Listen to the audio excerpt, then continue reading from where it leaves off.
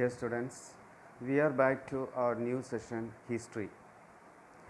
Last sessions we have learned the spread of Christianity, the spread of Islam, and the third chapter we were in the spread of Delhi Sultanate, isn't it? So let us go to lesson number 3. Third lesson, the Delhi Sultanate. In that lesson, we have learned Turkish conquest of North India, Muhammad Ghori's invasions, then establishment of Delhi Sultanate, then slave or Mamluk dynasty, Qutbuddin Aibak, and Iltutmish, and after that Ghiyasuddin Balban. Then next dynasty, that is the Khalji dynasty. In that we learned Jalaluddin Khalji, Jalaluddin Firoz. He established the Khalji dynasty, but though he established, his nephew killed him, and Alauddin Khalji, his nephew, was the ablest ruler in this dynasty. Then next one, what is it? Tughlaq dynasty. In that Muhammad bin Tughlaq, we just started in last session about Muhammad bin Tughlaq. We learned that Muhammad bin Tughlaq was a very educated person. He had received education in literature, religion, as well as philosophy.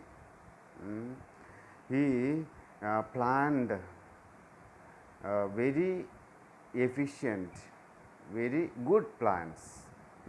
But what had happened when he introduced it, that was not in a proper time period. That made his plans a failure. First plan, it was a shift of capital. We were discussing on this topic last time. Muhammad bin Tughlaq decided to shift his capital to place safe from Mongol attack. Why do he shift his capital from Delhi to Daulatabad? Daulatabad was his chosen capital to save his country or save India from Mongol attack. But when he reached in Daulatabad, then he understood that what was that? It was something foolish. So he returned his capital to Delhi, isn't it? This caused a heavy financial loss and a great hardship to the people. Many of the people died.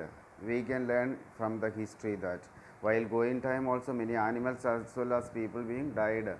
While coming back to Delhi, that time also same thing happened. Now combines next foolish step which he had taken. Muhammad bin Tughlaq planned a military campaign in Central Asia.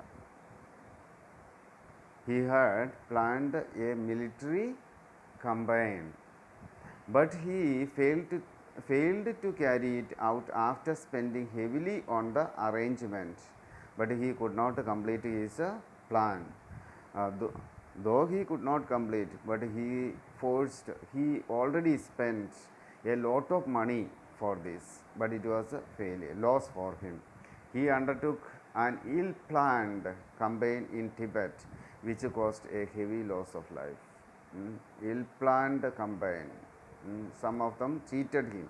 That made him, that cost him a heavy loss of life. Now taxation, another tax. To meet the expense of the army, the Sultan increased land tax in the Ganga Yamuna Doab.